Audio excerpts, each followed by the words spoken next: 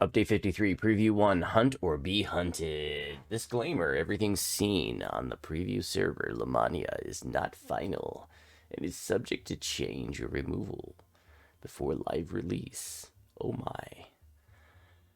Hello folks, Preview 1 of Update 53 is open and is expected to remain open until sometime in the afternoon Eastern Time of Friday, January 21st. There will be a dev event on Thursday, January 20th from 8 to 10 p.m. Eastern Time, where members of the DDO team will be available to collect feedback and answer questions in real time on Lamania. Lamania is the test server. Anybody can get on it. You have to download a separate client. And there is instructions in the Lamania forum on DDO.com how to download Lamania. Our upcoming content pack for Update 53 will feature two new dungeons. I thought there was going to be 4. 2 new dungeons, levels 7/32, and a legendary raid level 32, where you will be challenged by the powerful master of the hunt.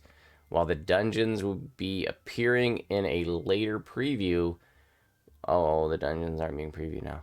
We have a first look at the raid. Oh, the raid's up with a number of other features listed below. To access the content pack on the preview server, speak to Lord Points-A-Lot in the test dojo to be granted preview server specific DDO points, and then purchase the Hunter and Hunted adventure pack in the DDO preview store. The raid can be reached by speaking to the quest giver in the test dojo, who will transport the player to the raid foyer, where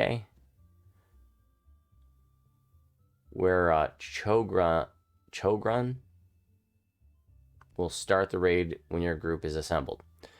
In addition to the raid, this preview features the following miscellaneous changes, many of which we'll see released before the content update in an interim patch. Epic Destiny's Fate Singer range attacks will no longer hide your weapons as they fire. Fate Singer Greater Shout SLA now displays its DC in its tooltip and correctly adds its evocation bonuses. Various Fate Singer effects will now use their correct names in the combat log. Majesty now applies restoration correctly and scales with spell power correctly. Fury of the Wild Primal Scream will now scale correctly with spell power. Unyielding Sentinel Divine Energy Resistance now uses the correct icon. The duration of the Celestial Mandate is now 15 seconds, up from 10 as per its description. Shadow Dancer Impale now functions more reliably with repeating crossbows. Shirati Champion Watchful Eye is granted by Shirati Champion, now functions. Divine Crusader Blessed Blades now should no longer appear in the buff bar. Draconic Incarnation Dragon Breath Epic Strike now has a tooltip that explains its DC. Bring About Destruction really actually gives its spell power. Draconic Spell Focus Conjuration now applies its conjuration bonuses. Grandmaster of Flowers. The flow of water no longer increases damage taken by 1,500%. Primal Avatar. Primal Avatar SLAs are now considered druid spells for things like casting while raging, beast, awakened, etc. Remove the tooltip reference of a DC for Stormcatcher. Stormcatcher has no saving throw. Shard Storm will now display on animal forms correctly. Quest and adventure areas. Undead monsters in a variety of content packs should now no longer heal for positive energy. Soul Survivor is completable once more. The tents in Siegebreaker are burnable again. In the Wailing Prison landscape, the Shadowfell mechanic has been adjusted behind the scenes to help improve performance. In the Wailing Prison landscape, the random encounter quest Rest for the Weary now attempts to remove you from the Shadowfell earlier in its teleport sequence to help improve performance. The Rashk Arena. Grogan, the promoter, now drops his key again. The Plane of Night. Monsters here should now update in the monster manual correctly. Claw of Vela / Ice Flenser HP stats have been adjusted. They were incorrectly set as bosses.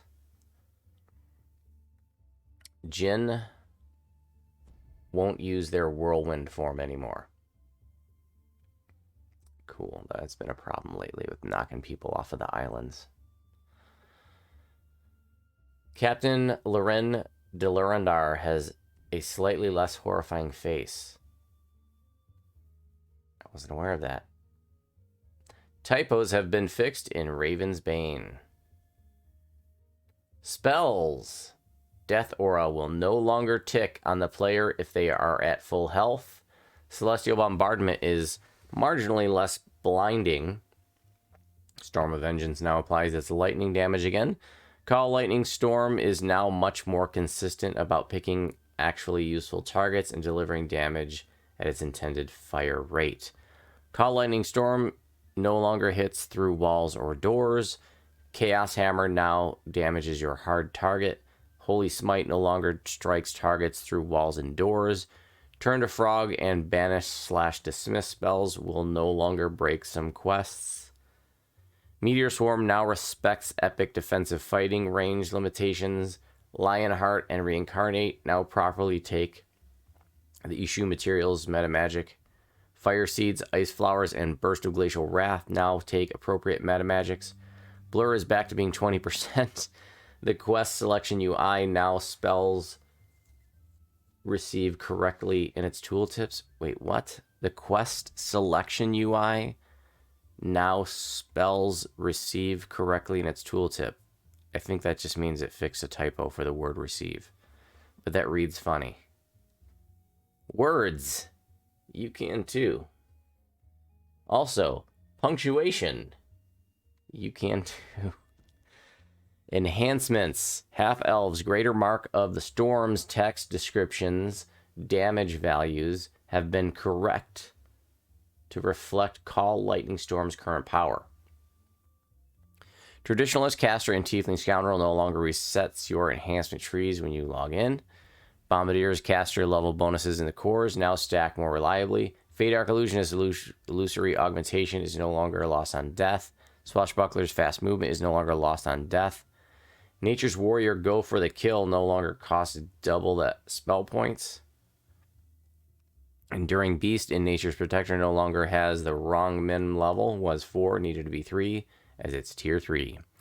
Divine Intervention in War Priest and War Soul now works while moving.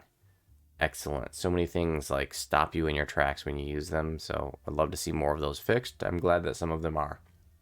Fade Arc Illusionist Illusory Augmentation now correctly grants its bonuses if you have obtained Augment Summoning from a temporary source, such as gear or an augment. Wow, that's cool. That means that a Topaz of Augment Summoning now gives +1 to illusion DCs if you have that. And I do have that. Or I can get it. I am tier 5 Fade Arc Illusionist in this build. Hope for Success from Favored Soul Beacon of Hope tree now applies more reliably. Items. A variety of cookies, tooltips, have had their spell portion of their tooltip adjusted. Finesse effects on named and crafted loot now function more reliably. Potions of Greater Heroism now apply their fear immunity. Several combo effects that are meant to add more than one spell power now correctly apply the intended spell powers. Fixed typo in certain enhancement bonuses so that they can now scale appropriately to +15. Rune Arm from Saltmarsh now has an epic and legendary version. Items from other adventure packs are no longer able to be used with Slave Lord's crafting. I think I know what that refers to. The Reaper Shard crafting recipes for goggles have glove now function. The Reaper Shard crafting recipes for goggles and glove now function. Okay, I misread that. Because I'm really good at misreading things. English is not my strongest language. It's my only language, but definitely not my strongest. First Blood no longer kills you if you cast a spell on yourself. That's good.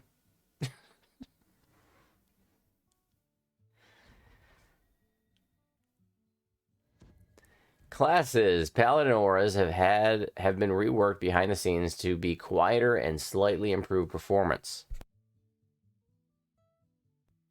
Artificer and Druid pets will no longer go brain dead after climbing a ladder. Good.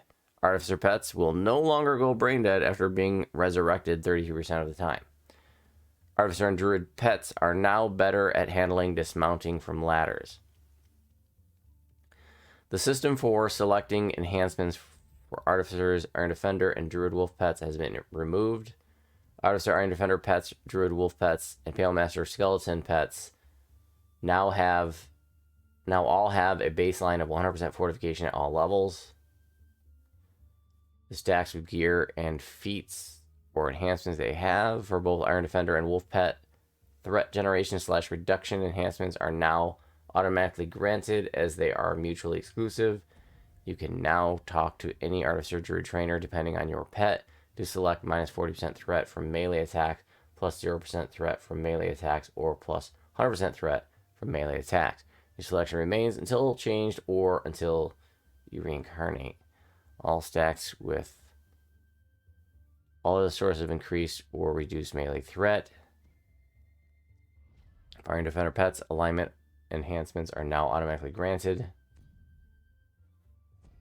As they are mutually exclusive, you can now talk to any Artificer trainer to select your pet's alignment, which is now displayed as an effect on your pet.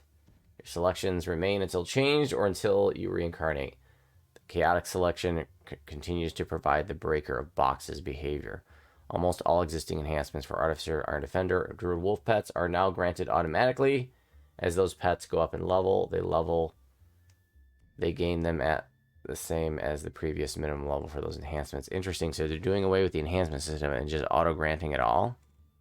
Man, I was hoping they would add enhancement trees to those and then do a little bit more. Absolute Zero now applies its frozen CC to fire enemies that are immune to death, instead of letting the death effect bounce off and therefore having no effect.